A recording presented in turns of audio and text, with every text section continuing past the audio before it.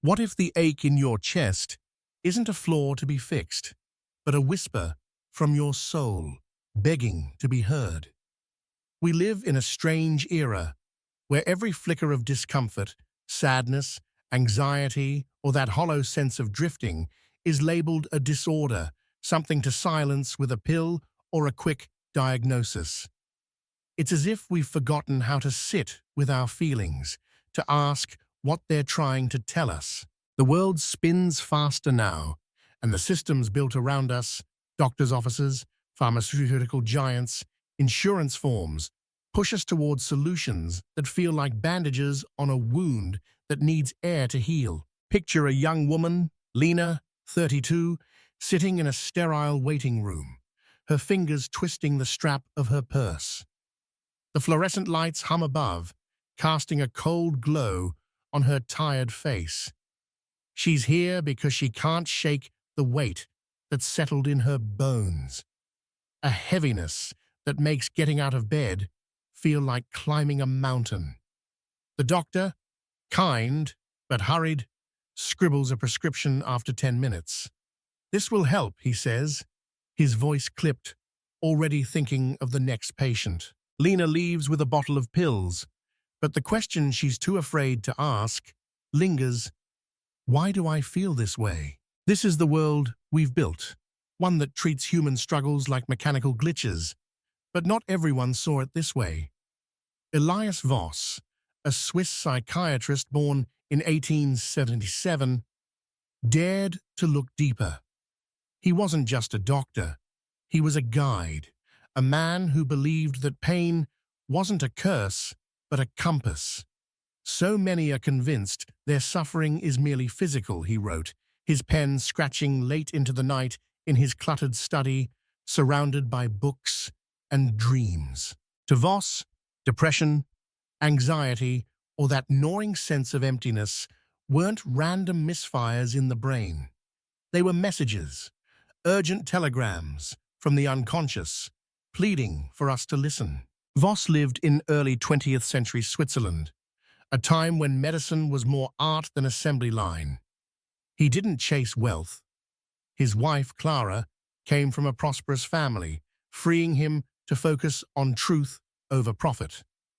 His office, tucked in a quiet Zurich alley, was a sanctuary of worn armchairs and flickering candlelight, where patients didn't just talk about symptoms, but unraveled their lives. Voss saw people carrying invisible burdens, grief from a lost parent, shame from a buried secret, or dreams they'd abandoned long ago. He knew these weren't problems to be medicated away. They were human, messy, and deeply meaningful. Take Marcus, a 45-year-old carpenter who came to Voss in 1910. Marcus had built a life of steady work and a small family, but lately he felt like a ghost in his own days.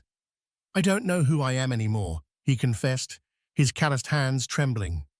The local doctor had suggested tonics, but Voss saw something else. Marcus was grieving the adventurous boy he'd once been, the one who dreamed of sailing the world. That boy was still inside him, shouting to be heard. Voss didn't prescribe a pill. He asked Marcus to tell stories of that boy, to draw the ships he'd imagined, to let the pain speak. Slowly, Marcus began to reconnect with a part of himself he'd buried, and the fog in his heart started to lift. If you've ever felt like Lena or Marcus, like you're drifting through life, carrying a pain you can't name, this story is for you. It's about facing that pain, not as an enemy, but as a guide. Voss's work wasn't a cold theory, it was a lifeline, forged in his own struggles and offered to anyone willing to listen. Let's walk this path together, to see how he helped people turn their suffering into a map toward a richer, more honest life.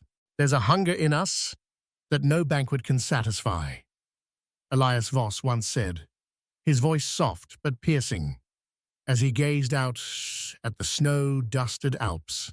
Today, that hunger is a quiet epidemic, especially among the young. They're not starving for food or shelter, but for meaning. They walk through crowded cities or scroll endless feeds, yet feel a void they can't explain, a sense that something's missing, like a melody they can't quite hum. Meet Sophie, 25, a graphic designer in a bustling city. Her apartment is a cozy nook of fairy lights and plants. But at night, when the world quiets, she feels like she's falling into a chasm. "I have everything I'm supposed to want," she tells her therapist, her voice cracking. "A job, friends, a life. So why do I feel so lost?"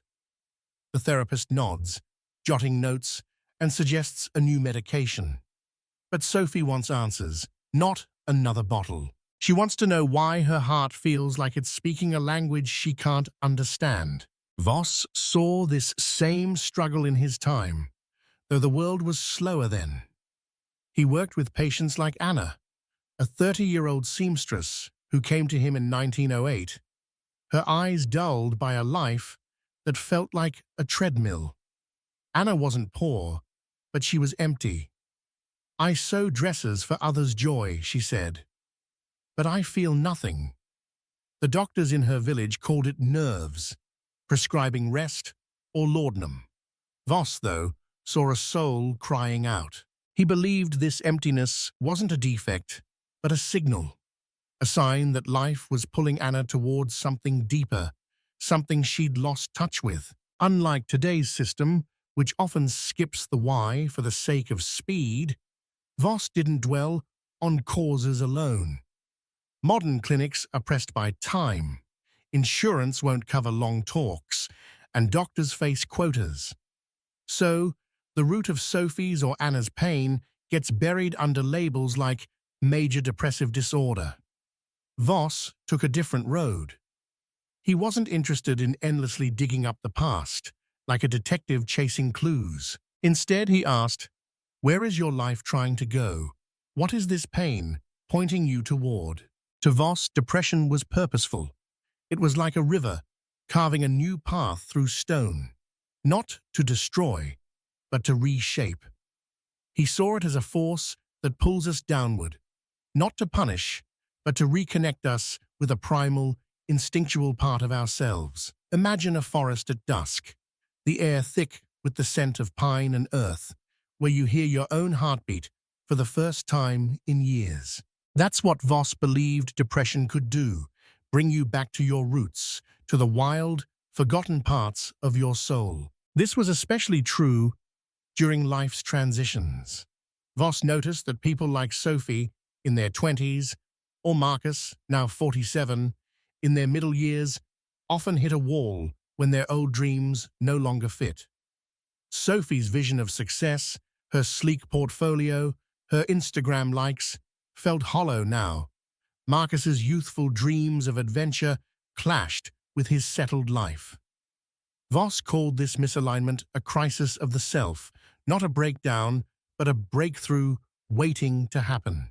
Depression, he argued, was life's way of saying, "It's time to change." Voss was a teleologist, a believer that life has a direction, a purpose woven into its fabric. When we stumble through loss, illness, or despair, it's not meaningless chaos. It's a call to attention, like a friend shaking you awake from a dream. Picture Voss in his study, his glasses fogged from a steaming teacup, scribbling notes about a patient who'd lost her way. "Suffering," he wrote, "is life's invitation to grow." For Sophie, for Anna, for you, that invitation might be the start of something new, a journey not to erase pain, but to understand it. Depression is not your enemy, Elias Voss told his patients, his voice steady as he leaned forward in his creaky wooden chair.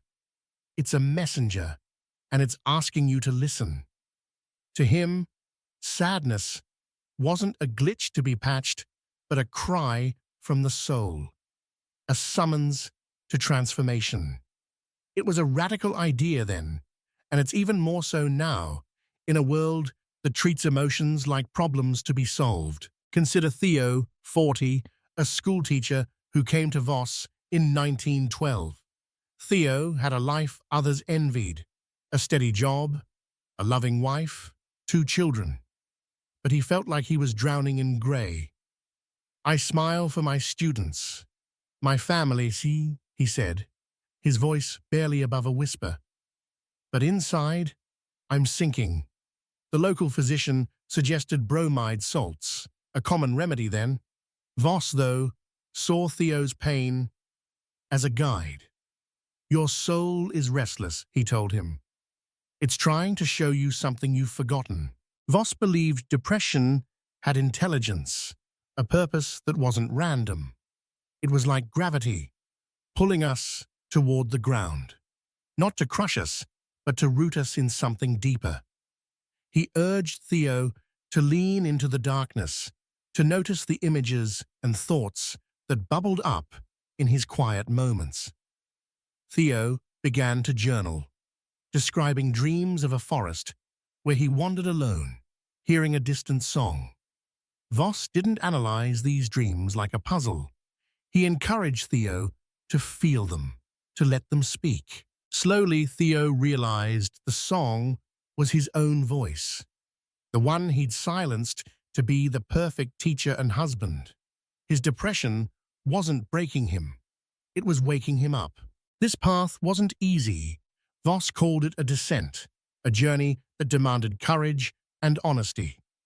He wrote, "When the shadows grow thick, I dive into their heart, seeking the light hidden within. Picture a stormy sea, waves crashing against jagged rocks, and you diving beneath the surface to find a calm, glowing current." That's what Voss asked of his patients, to surrender to the storm, not to escape it.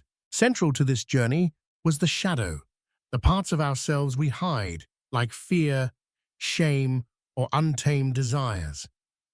The shadow isn't just dark, it's alive with energy, creativity, and truth we've buried. Voss worked with patients like Clara, 35, a painter who'd stopped creating after her family mocked her work. Her depression was heavy, but Voss saw her shadow brimming with passion she'd locked away. He asked her to paint her pain, not to make it beautiful, but to make it real. Clara's first canvas was a mess of black and red, but as she painted, she found colors she'd forgotten: blues, golds, greens. Her shadow wasn't her enemy, it was her muse. Voss taught that ignoring the shadow makes it grow, projecting onto others as anger or fear. But facing it through dreams, art, or raw self-reflection brings it into the light. "We don't heal by chasing light," he wrote, "but by embracing the dark." For Theo, this meant admitting he resented the role of perfect provider. For Clara, it meant reclaiming her art. For you, it might mean naming a fear you've carried in silence. This idea of depression as a threshold isn't new. Consider Viktor Ivanov, a 54-year-old Russian writer in the 1870s. At the peak of his fame, after penning masterpieces, Ivanov fell into despair.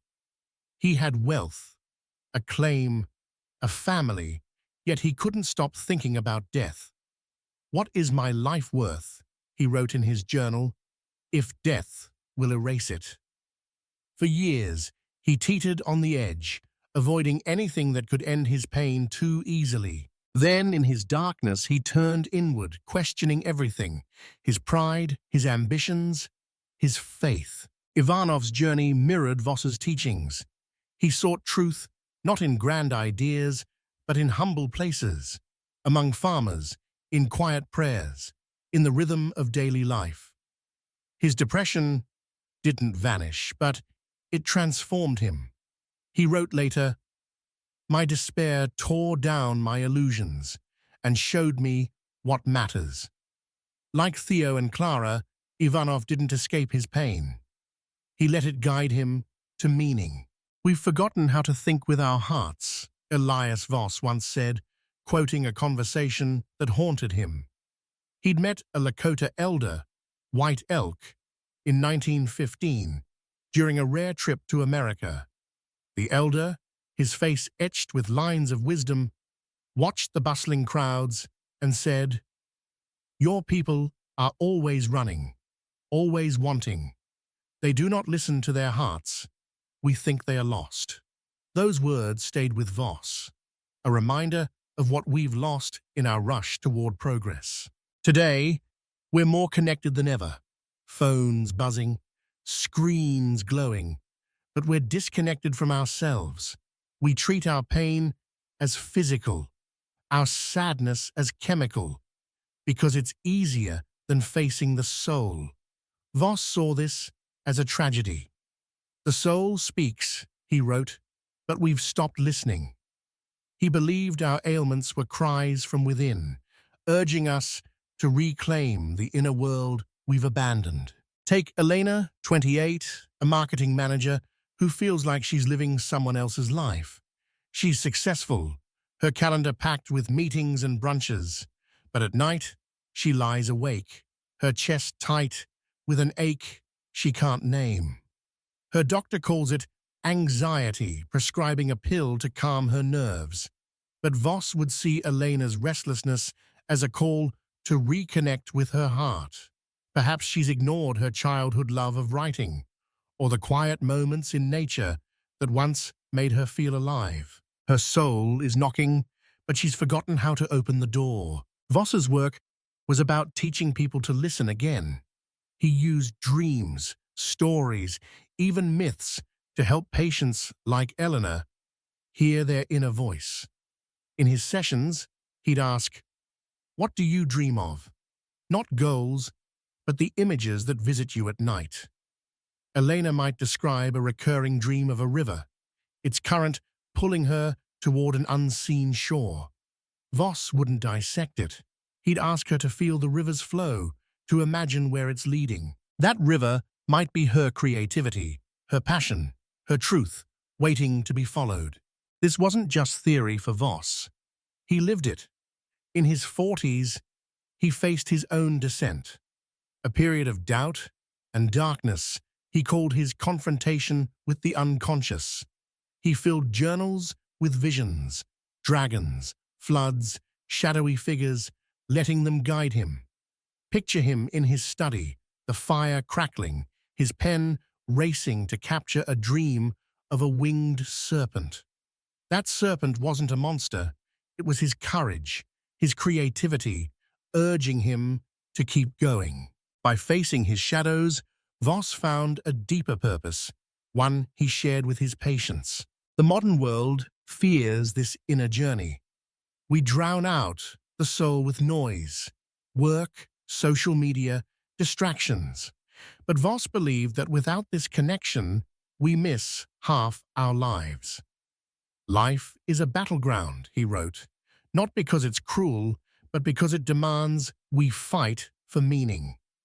If you're feeling lost, like Eleanor or Sophie, it's not a sign you're broken. It's a signal that something deeper is stirring, waiting for you to listen. Elias Voss believed that every struggle, every tear, every moment of despair is a step toward becoming. True solutions, he wrote, are born in suffering, not in comfort. If you're carrying pain, if you feel like you're wandering in the dark, that's not the end of your story. It's the beginning of your transformation. For Voss, the path to meaning wasn't about erasing pain, but embracing it. He worked with patients like Jonas, 50, a factory worker who'd lost his job and his sense of purpose. Jonas came to Voss in 1914, his hands rough from years of labor, his eyes heavy with defeat. "I'm nothing now," he said. Voss didn't offer platitudes. He asked Jonas to tell him about the machines he'd fixed, the pride he'd felt in his work. Slowly, Jonas began to see his skills as more than a job. They were a gift. He started teaching others, sharing his knowledge, and found a new purpose. His pain didn't vanish, but it became a bridge to something greater. This is the gift of facing your shadows. It's not easy.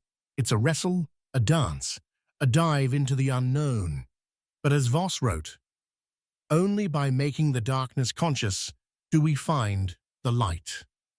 If you're ready to listen to your pain, to meet yourself without fear, you might find what Voss's patience found. Not an end to suffering, but a beginning. A life not free of pain, but full of meaning. So if you're lost, if you're hurting, know this: your story isn't over. Your pain is a call to become.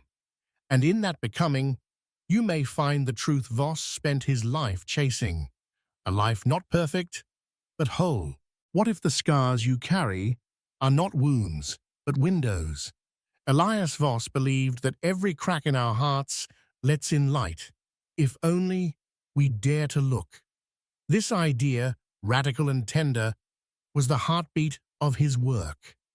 He saw suffering not as a dead end, but as a doorway to a deeper self, a self that knows pain, but also knows joy, that falls, but rises, that breaks, but rebuilds. Picture Miriam, 38, a librarian who came to Voss in 1916. Her life, a quiet tapestry of routine and regret. She'd always wanted to write novels, but fear had kept her stories locked in notebooks, hidden in a drawer. "I'm too old to start now," she told Voss, her voice brittle with years of self-doubt. Her days were steady, but her nights were haunted by a grief she couldn't name, a sense that she'd betrayed the girl who once dreamed of worlds beyond her small town. Voss saw her pain as a wound, yes, but also a window. "Your sorrow is showing you what you love," he told her. "Let it lead you." Voss worked with Miriam to explore her inner world, not through cold analysis, but through stories. He asked her to write a tale about a woman trapped in a tower, not by stone, but by her own fears. As Miriam wrote, her pen trembling at first, she began to see herself in the character. The tower was her doubt, her excuses, her belief that it was too late. With Voss's guidance, she let the character climb down, not with ease, but with grit and grace. That story became Miriam's first published work, a small book that touched readers in ways she'd never imagined. Her pain hadn't vanished, but it had become a lantern illuminating her path. This idea that wounds can reveal light wasn't just for Miriam. Voss saw it in every patient, every soul who crossed his threshold. He believed that life's deepest hurts are invitations to grow, to create, to connect. Take the story of Hans, a 60-year-old widower who'd lost his wife to illness. Hans came to Voss in 1920, his grief a heavy cloak he couldn't shed. "I don't know how to live without her," he said, his voice rough with unshed tears. Voss didn't urge Hans to move on. He asked him to honor his love through action. Hans began volunteering at a local orphanage, reading stories to children who'd lost their own families. In their laughter, their questions, Hans found a flicker of joy, not a replacement for his loss, but a new note in his song. Voss's wisdom came from his own wounds. In his 50s, after years of guiding others, he faced a personal crisis, a falling out with a close friend and colleague. The betrayal cut deep, leaving Voss questioning his life's work. He retreated to his cabin in the Alps, where the silence was both solace and mirror. There, he wrote letters he never sent, pouring out his anger, his hurt, his hope. Those letters became a book, unpublished in his lifetime, but a testament to his belief that even betrayal can birth wisdom. "My wound," he wrote, "showed me my strength." This is the alchemy of suffering, Voss taught. It's not about erasing pain, but transforming it. Picture a cracked vase, its fractures laced with gold, a Japanese art called kintsugi, where brokenness becomes beauty. That's what Voss offered, a way to make your cracks shine. For Miriam, it was writing. For Hans, it was giving. For you, it might be a song, a garden, a conversation that changes everything. The light is there, waiting in the wound, if you're brave enough to look. Today, as we navigate a world that rushes to heal or hide pain, Voss's message feels like a lantern in the fog. Your struggles, your shadows, your scars, they're not the end. They're the beginning of a story only you can write. So, take a breath. Listen to the ache in your heart. It's not here to break you. It's here to show you the light you've always carried, the light that makes you whole.